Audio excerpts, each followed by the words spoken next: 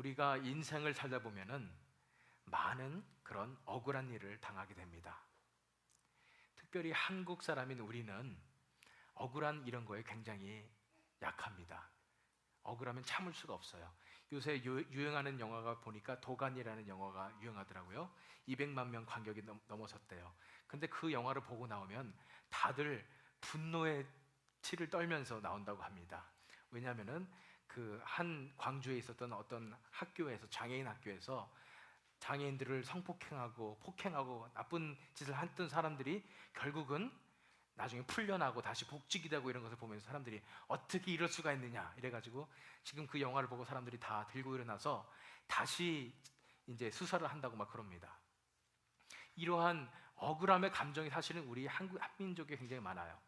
억울한 일이 많았나 봐요. 우리 한국 사람들은 외침을 받으면서도 억울한 일이 많았고, 또 특별히 이민사회에 사는 우리들은 그런 억울한 일들을 많이 겪지 않습니까? 또 우리 말이 안 통하기 때문에, 또는 알게 모르게 있는 인종차별 때문에, 또 문화의 차이 때문에 많은 억울함을 겪습니다. 이 감정을 우리가 한 글자로 표현할 수가 있어요. 우리가 갖고 있는 이런 억울한 뭔가 이런 감정을 우리 민족만이 갖고 있는 한 글자입니다. 뭘까요? 예, 한입니다. 한. 그런데 이 한을 다른 말로 표현하면 뭔지 아세요? 용서하지 못하는 겁니다. 내 마음 가운데 꼭 붙잡고 있는 겁니다. 세상을 움직이는 두 가지의 에너지가 있습니다. 사람에게 동기를 주는 두 가지가 에너지가 있는데, 첫 번째는 사랑입니다. 사랑이 동기가 되어서 세상을 열심히 살아가는 사람이 있는가 하면, 또 하나의 다른 동기는 분노입니다. 그래서 하나님께서는 이 사랑을 동기로 이 세상을 아름답게 만드시기 원하시지만, 사탄은 사람들 마음 가운데 분노를 심어줍니다. 그래서 분노의 동기로서 세상을 살게 하는 겁니다. 그 대표적인 예가 사실은 공산주의입니다. 공산주의 그 자체가 사실은요, 분노에서 나왔어요. 혁명, 내가 이렇게 억울하게 살았으니까 이제 다 뒤집고 이제 다들 평등하게 살자 이러면서 혁명을 주창하기 때문에, 이런 공산주의나 이런 분노를 통해서 동기가 되어서 열심히 일하는 사람들의 결과는 어떻습니까? 사회가 굉장히 살벌해집니다. 다들 무서운 사회가 되는 거고, 많은 사람이 죽는 그런 일이 일어날 수도 있습니다. 저는 공산주의도 아니고요, 저는 설마 어떻게 제가 분노로 살겠습니까? 이렇게 생각하시는 분들 계실지 모르겠습니다. 이런 생각 해본 적 있으세요? 내가 지금 이 수모를 기억하리라, 내가 보란듯이 성공해서 나중에 꼭 갚아주리라, 이런 생각하시는 분들 다 분노의 동기입니다. 그 분노가 여러분들을 성공하게 만들지라도 그것은 잘못된 동기란 것입니다. 또 우리 그 한국 사람들은 어떻습니까? 내가 어렸을 때 환경 때문에 제대로 배우지도 못하고, 그렇기 때문에 나는 내 애들만큼은 정말 제대로 키우리라, 이런 것도 사실은 분노의 한의 동기라는 것입니다. 그런데 우리 크리스찬은 그런 분노의 동기로 우리 자신을 드라이브하는 것이 아니라 하나님의 사랑으로 우리가 이 세상을 살아가야 되는 것입니다. 하나님에 대한 사랑으로, 이웃에 대한 사랑으로 그 동기로 우리가 살아가야 되는 것입니다. 진정한 크리스찬에게는 참 용서가 있습니다. 참 사랑이 있습니다. 그래서 이 시간에는 우리가, 저와 여러분이 함께 어떻게 우리가 진정한 용서를 할 수가 있으며, 이 용서라는 것이 무엇인지를 함께 살펴보는 이 시간 갖도록 하겠습니다. 계속해서 16부작 시리즈입니다. 그 중에 9번째 시간, 벌써 9번째 시간입니다. 참 용서에 관한 것을 예수님께서 마태복음에서 가르치신 대로 16가지의 하나님 나라에 대한 가르침을 통해서 하나님의 나라인 교회가 어떤 모습을 갖춰가야 되는지를 함께 살펴보고 있습니다.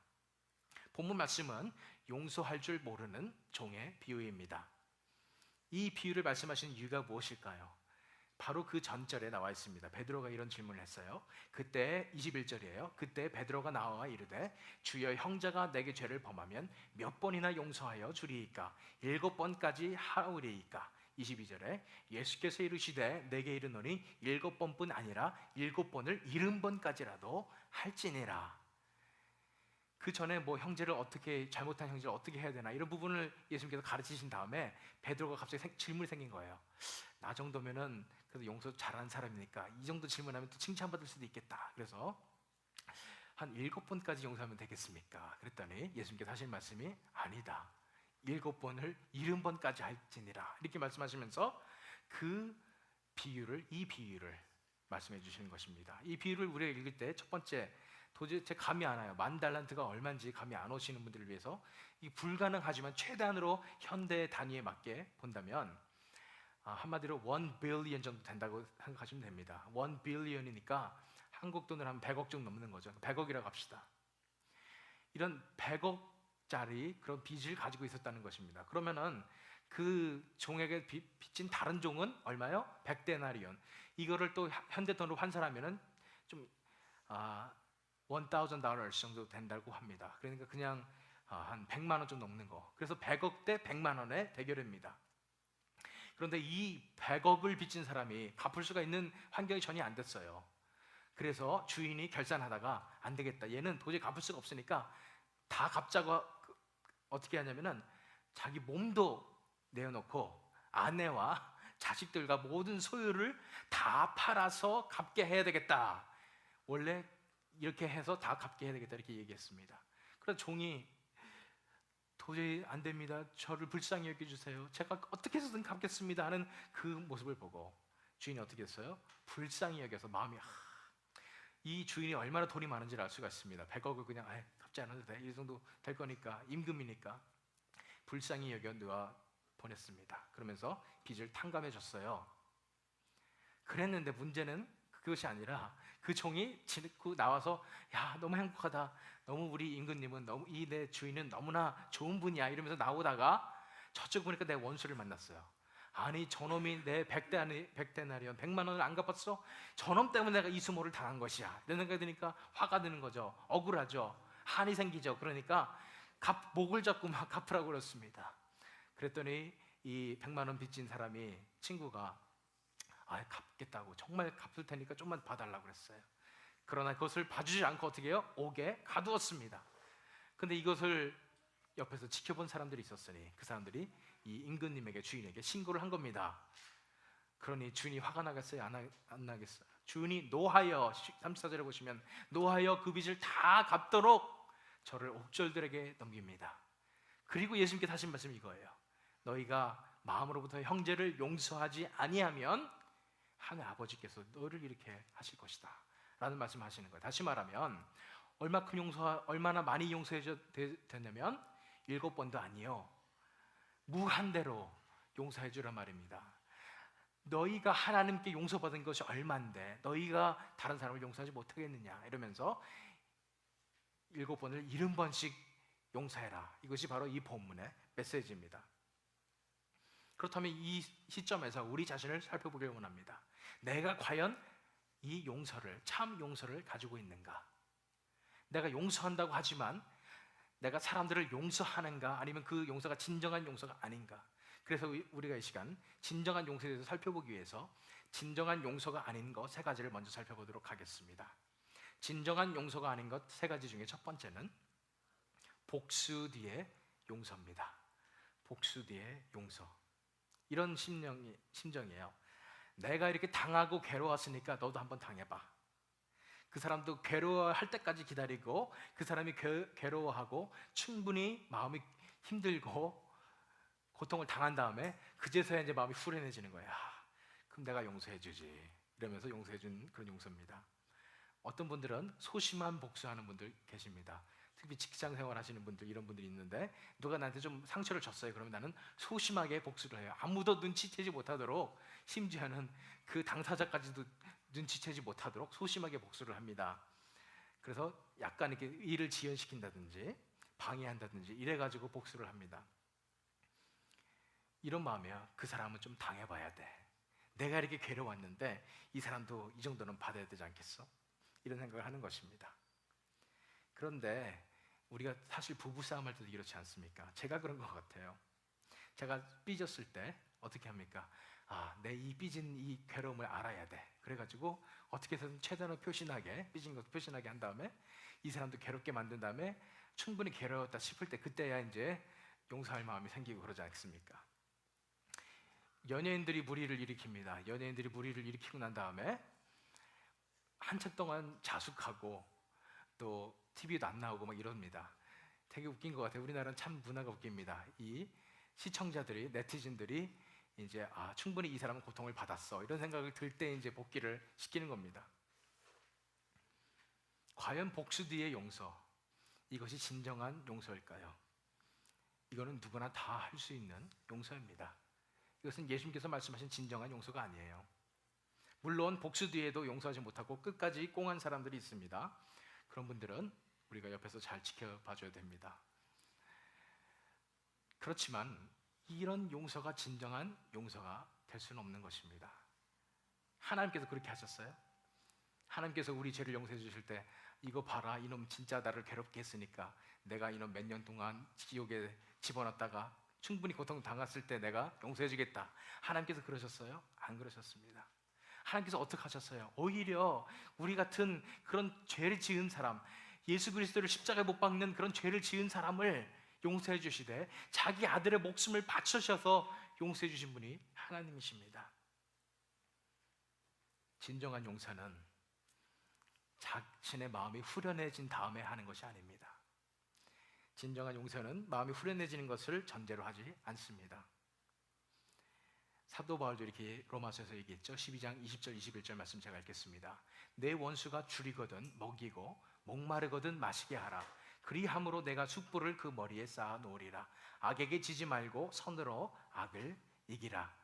사도 바울이 원수를 갚으라고 얘기했습니까? 복수하라고 얘기했습니까? 아닙니다. 오히려 그들을 섬기라고, 그들을 사랑하라고 얘기했습니다. 그럴 때 우리가 선으로 악을 이길 수 있다고 얘기하신 것입니다. 진정한 용서가 아닌 것, 첫 번째가 복수 뒤의 용서입니다. 두 번째는 무엇이었냐면 치유를 위한 용서입니다. 치유를 위한 용서. 한때 내적 치유 사역이 유행했었습니다. 지금도 사실은 많은 분들이 내적 치유를 이렇게 받고 있는 것을 알게 됩니다. 저는 사실 그 사역에 많은 경험이 있습니다. 근데 내적 치유에서는 이렇게 얘기해요. 나에게 상처 준 그 사람을 내 마음속에서, 내 무의식에서 이렇게 내보내야 한다고 이렇게 얘기를 합니다. 그런 과정을 얘기합니다. 그런데 이런 컨셉이 다 사실은 세속 심리학에서 나온 거 아십니까? 기독교적인 용어만 해서 그렇지 사실은 이 세속적인 심리학에서 그대로 한 것을 기독교에서 따라가고 있는 것입니다. 그런데 가장 큰 문제가 되는 것은요, 이 용서해야 되는 그 동기가 내가 편하기 위해서 그렇습니다. 그런 얘기 많이 들어보셨죠? 이 사람 용서해야 되는 이유는 뭐냐면 내가 그 용서하지 못하면 나만 힘들고 내 건강만 해치기 때문에 내가 그냥 용서해줘야 된다고 이렇게 얘기합니다. 사실은요 굉장히 이기적인 동기입니다. 내 자신을 위해서 그냥 용서를 해줘야 된다 이겁니다. 내가 괜찮기 위해서 내 마음속에 있는 상처 준 그 사람을 보내야 된다 이런 겁니다. 어떻게 보면 이것도 효과가 있는 것 같아요. 그렇지만 만약에 효과가 있을지라도 이것은 예수님께서 말씀하시는 용서가 아닙니다. 가장 큰 문제점이 뭔지 아세요? 이런 치유를 통한 용서 이런 걸 중에서 가장 큰 문제는 뭐냐면 내가 피해자라는 그런 생각이에요. 그 세상 심리학에서는요, 내가 죄인이 아니에요. 나는 피해자예요. 죄인 대신에 피해자고 다른 사람들이 다 나한테 잘못했기 때문에 내가 이 모양으로 살고 있는 거예요. 어렸을 때 부모 잘못 만나서 내가 상처받아서 이렇게 됐다고 생각을 합니다. 어렸을 때 상처가 이렇게 많다고 얘기하는 거예요. 그 깊은 내면에 들어가 보면 내가 죄인이라는 걸 인정을 하지 않고 나는 아주 연약한 어린이였는데 누가 나를 상처를 줬기 때문에 내가 이렇게 됐다. 이것이 세속적인 심리학입니다. 그것을 우리가 따라갈 필요는 없다고 저는 믿습니다. 왜냐하면 너무나 이기적이잖아요. 내가 죄인됨을 인정하지 못하잖아요. 다른 사람 탓이에요. 나는 선하고 다른 사람 다 아껴서 나는 다른 사람 다 내보내야 된다. 이것이 치유의 그런 세속적인 그런 영향입니다. 우리는 그런 것을 따라갈 필요가 없습니다. 어떤 게 죄의 문제예요? 우리의 문제, 그런 상처 있었다면 그거 우리 죄 때문에 그렇습니다. 우리 죄는 뭐예요? 우리가 우리 뜻대로 살아가는 거예요. 우리 뜻대로 살다가 보니까 이렇게 된 거예요. 하나님 없이 우리 뜻대로 살다 보니까 이렇게 아픔이 찾아온 것입니다. 그걸 인정해야 됩니다. 그렇기 때문에 진정한 치유는 뭐예요? 예수님 앞에 나아가는 겁니다. 하나님 앞에 나가서 회개하는 것입니다. 주님 나를 불쌍히 여겨 주시옵소서. 저는 죄인입니다 할 때 하나님께서 친히 어루만져 주시고 하나님께서 역사해 주셔서 우리 삶 속에 진정한 치유의 역사가 일어날 줄 믿습니다. 디모데후서에 사도 바울이 이렇게 얘기합니다. 디모데후서 3장 1절에서 5절 말씀 제가 읽겠습니다.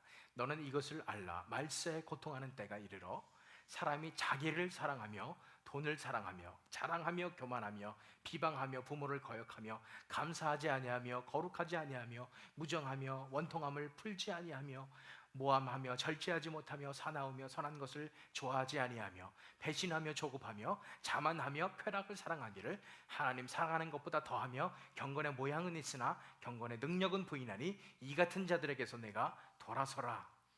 말세에는요, 사람들이 자기를 사랑합니다.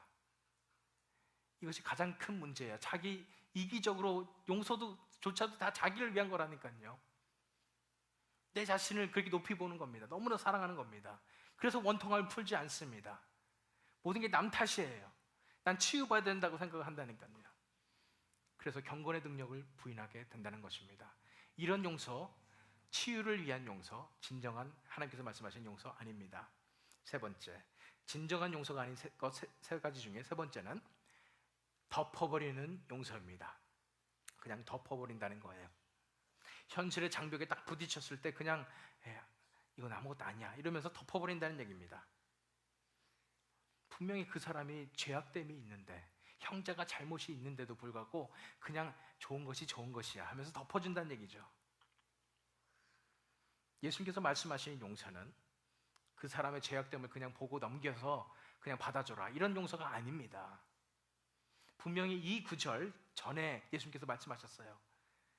죄악의 문제를 그냥 넘어가서는 안 된다. 공동체에 죄악이 있을 때 분명히 그 문제를 해결해야 된다고 예수님께서 말씀하고 계시는 것입니다. 그런데 특별히 우리 한국 사회에, 특별히 윗사람이 이런 잘못을 저지를 때 우리는 어떡합니까? 그냥 에휴, 넘어가줘야지 뭐 그러면서 덮어버리지 않습니까? 그런 용서를 하지 않습니까?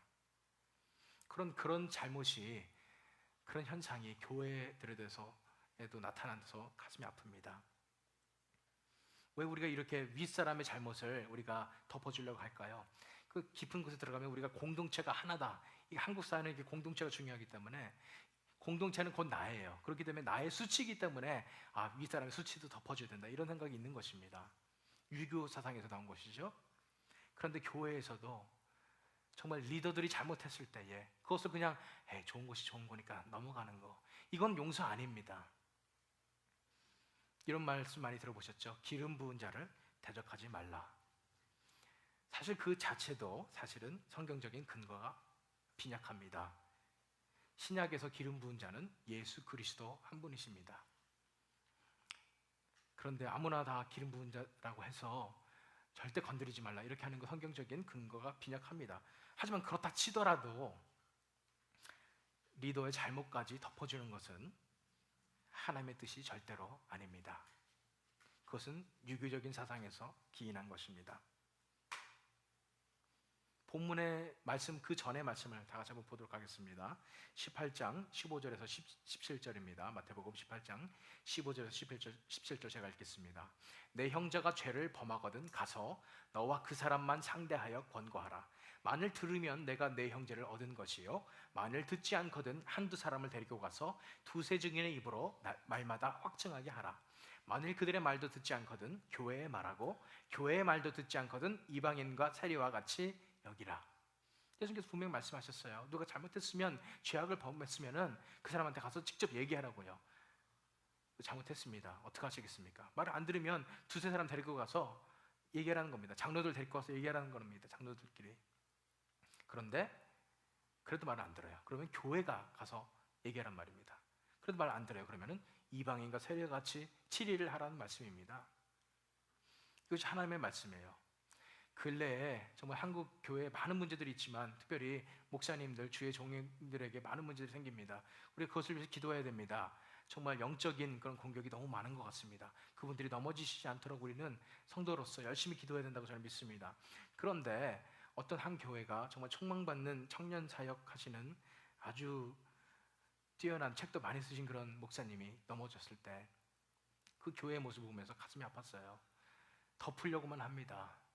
그분이 잘못했습니다 이렇게 말했다고 그냥 회개했으니까 받아줘야 된다 이렇게 얘기를 하는 것을 보게 됐습니다. 그거 아닙니다. 그냥 덮어주는 것 그건 용서가 아닙니다. 그러면서 그분들은 항상 경고해요. 크리스찬들은 용서하는 사람들인데 어떻게 이렇게 사람을 정죄할 수 있느냐 이렇게 얘기합니다. 아닙니다. 예수님께서 분명히 말씀하셨어요. 진정한 회개, 진정한 돌아옴 있지 않고서는 우리가 용서해 줄 수가 없는 것입니다. 우리가 이것을 명심해야 될 것입니다. 우리가 세 가지, 진정한 용서가 아닌 것 세 가지입니다. 복수 뒤의 용서, 치유를 위한 용서, 또 덮어버리는 용서입니다.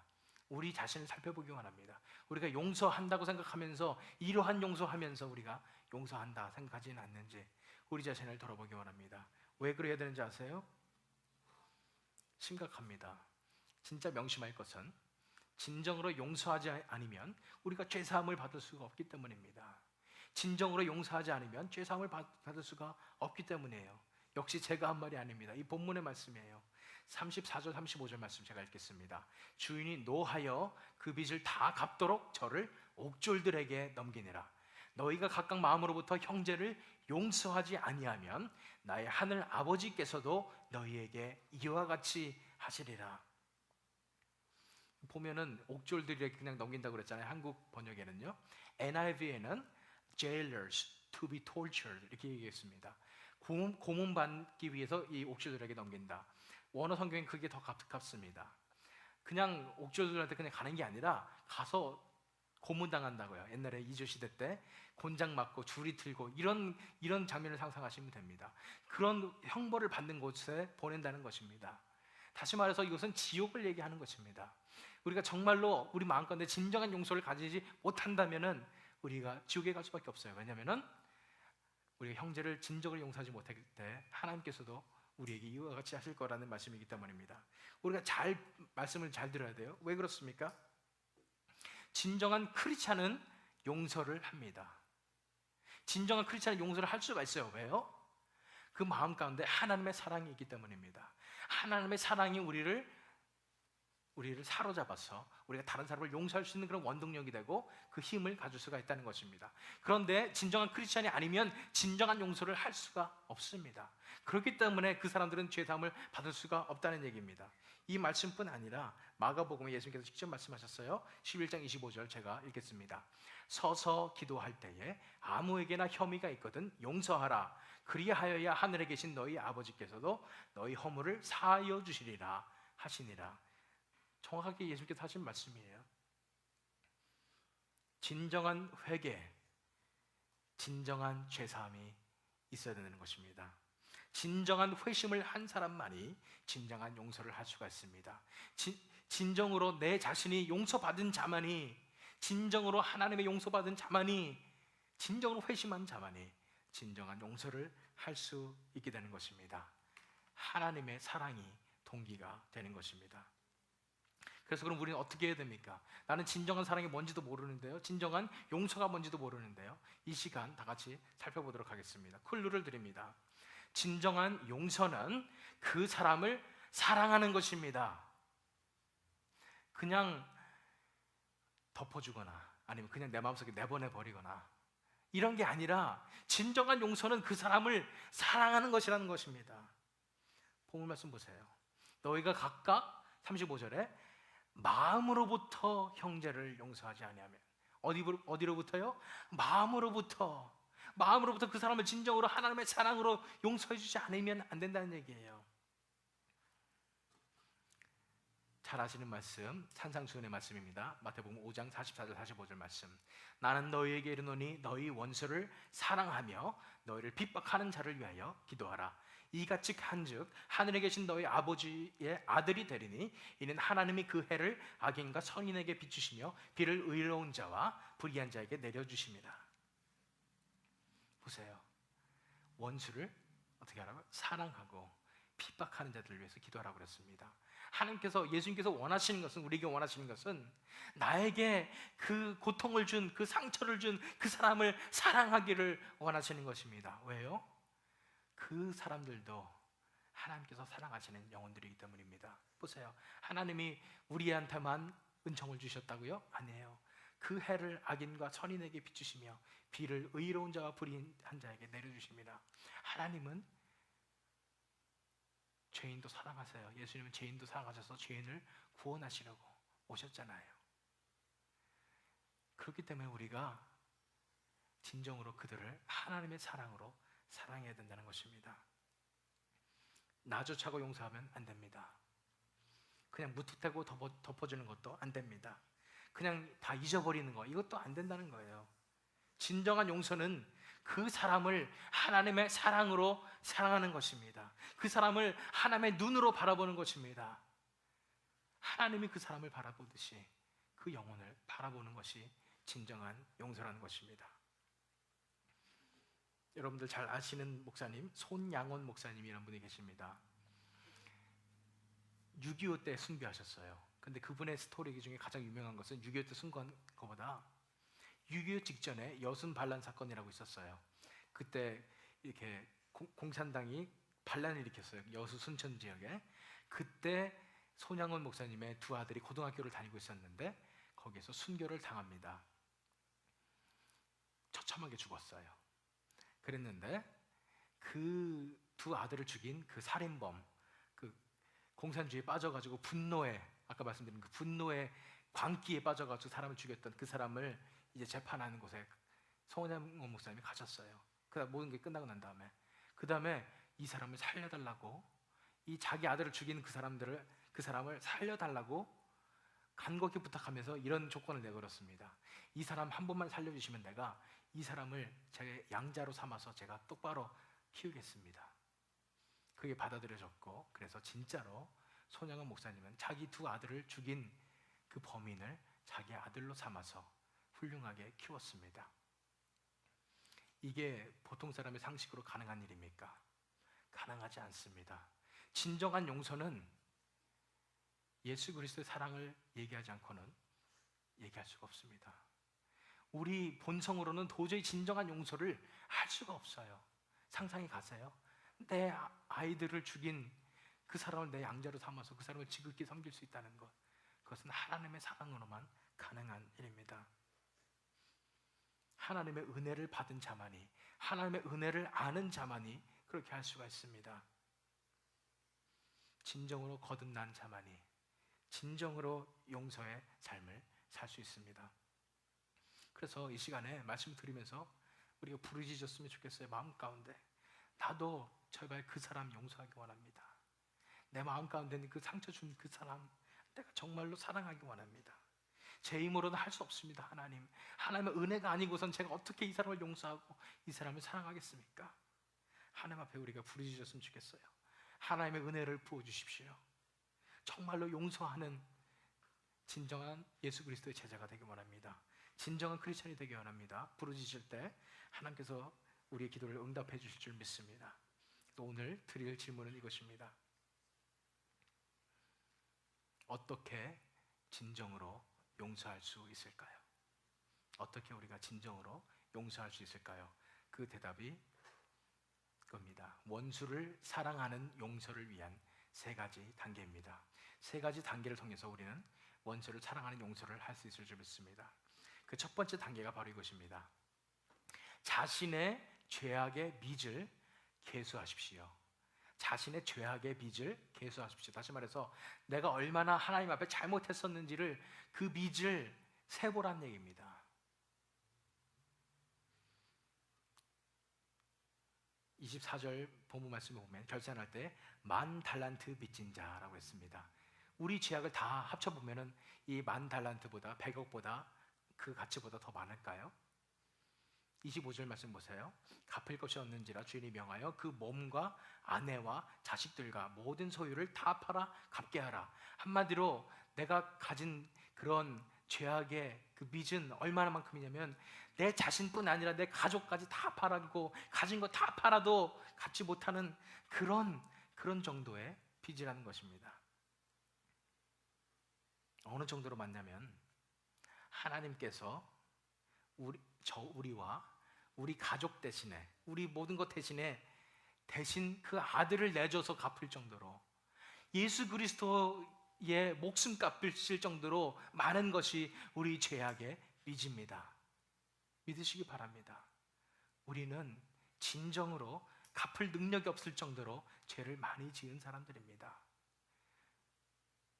우리는 가장 많이 용서받은 사람들입니다. 임금님은 이 비유에서 그냥 탕감해 줬습니다.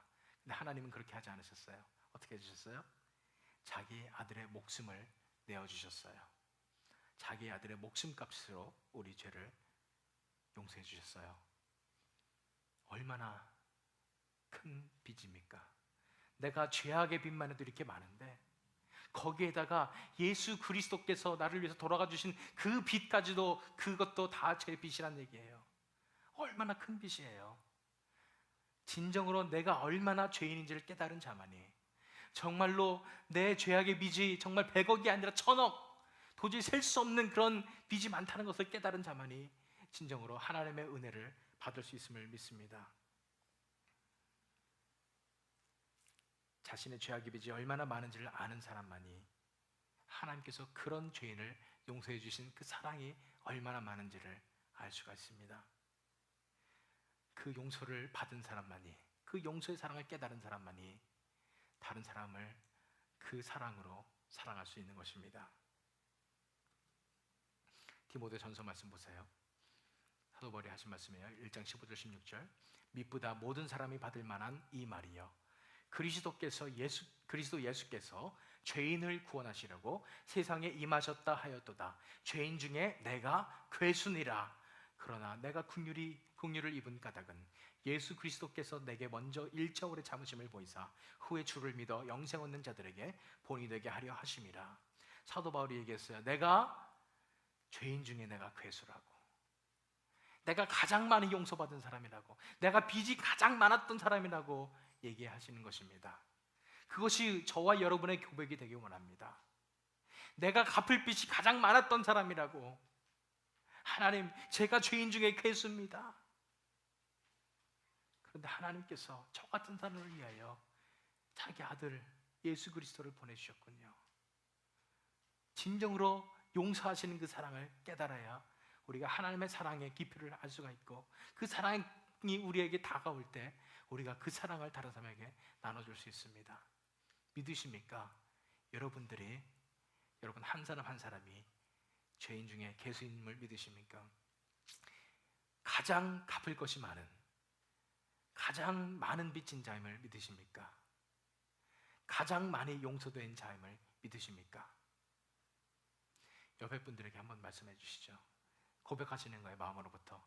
제가 제일 죄인입니다. 한번 얘기해 보세요. 네, 제가 죄인 중에 괴수입니다. 우리가 그 사실을 먼저 깨달을 때 이런 우리의 빚을 하나님께서 갚으시기 위해서 얼마나 큰 사랑을 우리에게 베푸셨는지를 우리가 깨닫게 됩니다. 그 용서의 사랑이 얼마나 큰지를 우리가 깨닫게 되는 거예요. 그냥 멀리서 저 예수님이 나를 위해서 돌아가셨다, 이게 아니라 나 같은 죄인을 위해서 하나님께서 자기 아들을 보내셨고 예수님께서 자기 목숨을 희생하셔서 나를 구원하셨다는 그 사랑을 우리가 알게 되는 것입니다. 그 사랑을 진정 받은 사람은 그 마음 가운데 그 사랑이 넘칩니다. 그렇기 때문에 다른 사람을 용서할 수 있는 그런 바탕이 된다는 것입니다. 원수를 사랑하는 용서를 위한 3가지 단계 중에 첫 번째는 자신의 죄악의 빚을 계수하십시오라는 것이었습니다. 그 다음에 2번째 단계는 하나님의 사랑의 마음을 받으십시오라는 것입니다. 하나님의 그 사랑하시는 마음, 그 마음을 내가 받게 된다는 얘기예요. 본문 말씀 보세요. 27절 말씀이에요. 그 종의 주인이 불쌍히 여겨 놓아 보내며 그 빚을 탕감하여 주었더니, 그 빚을 탕감해 주신 그런 동기가 뭡니까? 사랑이에요. 긍휼히 여기는 거예요. compassion. 불쌍히 여겨서 하나님께서 우리의 죄를 용서해 주신 것이라는 것입니다. 그것이 하나님의 마음이에요. 우리 본성에는 정말로 남을 긍휼히 여길 수 있는 그런 능력이 없습니다. 남을 진정으로 사랑할 수 있는 능력도 없습니다. 그런데 우리가 우리 죄를 용서해 주신 그 하나님의 사랑을 우리 마음 가운데 받아들일 때, 하나님의 은혜가 우리에게 임할 때 비로소 우리는 사랑이 뭔지를 알게 된다는 것입니다. 제가 감히 말씀드릴게요. 여러분들이 만약 하나님을 만나지 못했는데 나는 사랑에 대해서 잘 알고 있습니다 생각하면 틀렸습니다. 아직 사랑 모르는 것입니다. 아니, 제가 제 아이들을 사랑하는 이 모성 본능, 이게 얼마나 사랑인데요. 한번 잘 생각해 보세요. 분명히 무조건적인 사랑의 그런 본능을 하나님께서 주기 때문에 우리가 할 수 있습니다. 그러나 깊은 곳에 우리가 이기적이지 않은지, 이 자식에 대한 욕심도 우리가 있지 않은지, 나를 위해서 내가 이 자식들을 섬기고 있지 않는지, 우리가 연인 간에 사랑을 하고 또 부부 간에 사랑을 하잖아요. 그 사랑 가운데 정말로 내가 사랑하는 내 모습을 사랑하는 것인지, 진짜 그 사람을 내가 내 목숨보다 더 사랑하는 것인지, 이런 것을 살펴봐야 된다는 것입니다. 우리 본성으로는요, 진정한 사랑을 도저히 할 수가 없어요. 우리는 사랑을 몰라요. 어떤 사람이 사랑을 알아요? 내 죄가, 나 같은 죄인이 이제 하나님의 사랑, 그 크신 하나님의 사랑, 예수 그리스도의 사랑을 만났을 때, 그 은혜를 경험했을 때야 비로소 사랑을 알게 됩니다. 아, 이것이 사랑이구나. 이 사랑을 깨달은 자만이, 그 은혜를 깨달은 자만이 사랑할 수 있습니다. 그 사랑이 내 안에 찾아오기 때문에 그 사랑으로 다른 사람들을 사랑할 수 있다는 거예요. 사랑이 뭔지를 그때서야 알게 된다는 얘기입니다. 또한 우리가 우리 자신을 내려놓고 예수 그리스도로 사는 삶을 살 때, 예수 그리스도께서 내 삶을 다시 살아주시기 때문에 예수님의 사랑이, 예수님의 긍휼히 여기심이 내 마음 가운데서 나오는 것입니다. 그리고 하나님의 마음과 내 마음이 하나가 되는 그런 역사를 경험합니다. 하나님의 사랑이 내 속에 찾아오는 것을 경험하게 된다는 것입니다.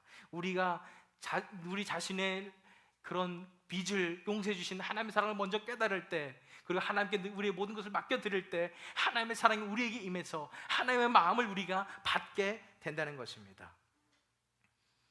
사랑은 하나님께로부터 오는 것입니다. 하나님께서 우리 안에 역사하실 때 우리를 통해서 하나님께서 그 사람을 사랑하실 것입니다. 우리의 그 사람을, 그 영혼을 사랑하실 것입니다. 요한일서 4장 7절 말씀, 사랑하는 자들아 우리가 서로 사랑하자. 사랑은 하나님께 속한 것이니 사랑하는 자마다 하나님으로부터 나서 하나님을 알고. 우리가 사랑 가지고 있다고 아등바등 노력하시지 마세요. 사랑 없어요. 우리는 사랑 가지지 않았습니다. 사랑은 오로지 하나님으로부터 오는 것입니다. 우리가 하나님의 사랑을 받았기 때문에 이제 하나님의 사랑으로 다른 사람 사랑할 수 있음을 믿으시기 바랍니다. 사랑은 하나님께로부터 옵니다. 원수를 사랑하는 용서를 위한 세 가지 단계, 첫 번째는 자신의 죄악의 빚을 계수하십시오. 두 번째는 하나님의 사랑의 마음을 받으십시오. 하나님만이 사랑의 소스라니까요. 그러면 어떻게 됩니까? 이제 세 번째로 그 영혼에게 하나님 사랑의 전달자가 되십시오. 그 영혼에게 하나님 사랑의 전달자가 되라는 말씀입니다. 말은 안 해도 다 같이 속으로 생각하고 있어도 우리에게 하나님께서 맡겨주신 그 영혼들 있습니다. 그 사람 있습니다. 우리에게 상처 준 그 사람입니다. 우리를 힘들게 한, 우리를 억울하게 한 그 사람입니다. 우리가 용서하지 못하는 바로 그 사람입니다. 그 영혼들 하나님께서 우리에게 왜 주셨냐면 도저히 우리가 아니고서는 섬길 사람이 눈 씻고 찾아봐도 없어서 하나님이 우리 곁에 붙여주셨음을 믿으시기 바랍니다. 그래서 힘든 거예요. 그래서 그 사람들이 우리를 힘들게 합니다. 우리를 상처를 줍니다. 우리가 도저히 용서할 수 없는 행동들을 하는 것입니다. 그런데 내가 얼마나 죄인이었느냐는 사실을 깨달았고, 이제 하나님의 사랑이 내 안에 임했을 때 그 사랑을 가지고 그 영혼들도 우리가 사랑할 수 있음을 믿습니다. 내가 온전히 예수 그리스도 안에 거할 때, 하나님과 동행할 때 하나님께서 그 영혼을 우리를 통하여 사랑하실 수 있을 것입니다. 그 영혼들이 나를 통해 하나님의 사랑을 만나게 될 것입니다. 그 영혼들이 하나님의 사랑 앞에 무너질 것입니다. 제가 아무리 이렇게 얘기를 해도 이해가 안 갑니다. 아니, 상상이 안 갑니다. 그죠? 어떻게 그 사람이 변화될 수가 있겠는가? 그런데 하나님의 그 사람들이 하나님 만나면 변화됩니다. 하나님의 사랑 만나면 변화됩니다. 우리가 그 사람들을 진정으로 하나님의 마음을 가지고 하나님의 사랑을 가지고 그 사람들을 섬겨주고 그 사람들을 사랑해주게 될 때 그 사람들이 우리를 통해서 하나님 만나면 변화됩니다. 그 사람들이, 그 악독하게 보이는 그 사람들도 우리를 통해서 하나님 만나고 하나님 앞에 무너질 줄 믿습니다. 에베소서 먼저 이 말씀 볼게요. 33절 말씀 보세요. 내가 너를 불쌍히 여김과 같이 너도 내 동료를 불쌍히 여김이 마땅하지 아니하냐. 먼저 용서를 받은 사람은 다른 사람들을 불쌍히 여긴다는 말씀이에요. 35절에 각각 마음으로부터 형제를 용서하라. 마음으로부터 사랑으로 그 형제를, 하나님의 사랑을 나눠주라, 이 말씀입니다. 에베소서 4장 32절에서 5장 2절 말씀 제가 읽겠습니다. 서로 친절하게 하며 불쌍히 여기며 서로 용서하기를 하나님이 그리스도 안에서 너희를 용서하신 것 같이 하라. 그러므로 사랑을 받은 자녀같이 너희는 하나님을 본받는 자가 되고 그리스도께서 너희를 사랑하신 것 같이 너희도 사랑 가운데서 행하라. 그는 우리를 위하여 자신을 버리사 향기로운 제물과 희생 제물로 하나님께 드리셨느니라. 예수님과 같이 사랑하라는 말씀이에요. 예수님의 사랑을 받았을 때, 하나님의 사랑의 마음을 우리가 받았을 때 다른 영혼들을 예수님과 같이, 예수님을 닮은 사람같이 우리가 사랑할 수 있습니다. 그런데 예수님은 어떻게 하셨어요? 자기 몸을 향기로운 제물과 희생 제물로 드리셨어요. 그런 것처럼 우리를 상처 준 그 사람을, 우리 몸을 들여서 그 사람이 하나님 만날 수 있도록 우리가 그 사람을 사랑하는 것, 그것이 바로 진정한 크리스찬의 삶입니다. 하나님께서 그 영혼 사랑하라고 보내주셨어요. 우리의 사랑을 통해서 하나님 만나게 하라고 하나님께서 보내주신 줄 믿으시기 바랍니다. 쉽지 않습니다. 쉽지 않아요. 어떻게 용서하겠어요? 어떻게 그 사람을 사랑하겠어요? 그러나 하나님의 은혜가 임하면 가능합니다. 하나님의 그 사랑의 마음이 우리에게 임하면 가능한 것입니다. 다시 복습하겠습니다. 원수를 사랑하는 용서를 위한 세 가지 단계. 첫 번째, 자신의 죄악의 빚을 계수하십시오. 두 번째, 하나님의 사랑의 마음을 받으십시오. 세 번째, 그 영혼에게 하나님 사랑의 전달자가 되십시오. 이렇게 될 때 우리가 정말로 원수를 사랑하는 그 진정한 크리스찬의 용서를 하게 될 줄 믿습니다. 우리가 진정으로 원수를 사랑하는 용서를 하게 될 때 우리에게 어떤 일이 생깁니까? 성령으로 하나 되는 사랑의 공동체가 이루어질 것입니다. 에베소서 4장 2절에서 4절 말씀 제가 읽겠습니다. 모든 겸손과 온유로 하고 오래 참음으로 사랑 가운데서 서로 용서하고 용납하고 평안에 매는 줄로 성령이 하나 되게 하신 것을 힘써 지키라. 몸이 하나요 성령도 한 분이시니 이와 같이 너희가 부르심의 한 소망 안에서 부르심을 받았느니라. 세상의 모임이 하나가 되는 것은 불가능합니다. 왜냐하면 우리 본성은 사랑이 없거든요. 그렇기 때문에 자꾸만 오래 지내다 보면 그 사람의 단점이 보이고 싸우는 겁니다. 많은 교회들도 분열이 됩니다. 많은 힘든 모습이 나타납니다. 왜요?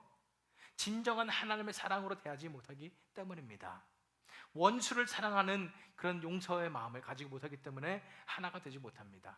하지만 우리가 진정한 제자가 되어서, 진정한 크리스찬이 되어서 하나님의 마음을 가지고 원수까지도 사랑하는 그런 용서를 가진 진정한 크리스찬이 된다면 우리 교회는 정말로 하나가 될 것인 줄 믿으시기 바랍니다. 성령의 하나 되게 하심을 우리를 지켜주실 줄 믿습니다. 옆에 분들 보세요. 하나님께서 사랑하라고 보내주신 지체들입니다. 다행히 지금까지 우리가 많지 않아서 그런지 원수까지는 없는 것 같습니다. 그런데 원수를 사랑하라고 하신 말씀이잖아요. 원수까지 사랑하는 그 용서를 가진 우리가 어떻게 이 아름다운 형제 자매들을 안 사랑할 수 있겠습니까? 진정으로 사랑으로 하나 되는 공동체 될 줄 믿습니다. 그리고 그 하나됨을 누가 지켜주신다고요? 성령님께서 지켜주십니다. 성령님께서 우리를 하나 되게 해주실 것입니다. 우리가 진정으로 원수까지 사랑하는 그 용서를 가진 진정한 크리스찬들이 될 때, 참 크리스찬들이 될 때 이 교회가 성령의 하나 되게 하심으로 하나 되는 교회 될 줄 믿습니다. 그 하나 되는 교회가 되면 뭐가 돼요? 천국의 교회가 되는 것입니다. 하나님 나라가 이 땅에 이루어지는 것입니다. 천국의 교제가 이 교회 안에 이루어지는 것입니다. 얼마나 놀랍습니까? 그 비전을 하나님께서 우리에게 주셨음을 믿으시기 바랍니다. 이 월러크릭 땅에 월러크릭 하나교회를 통해서 그 하나님의 공동체가 이루어지는 비전, 천국의 공동체, 하나 되는 공동체, 천국의 교제가 이루어지는 그 비전을 우리에게 이루어 주실 줄 믿습니다.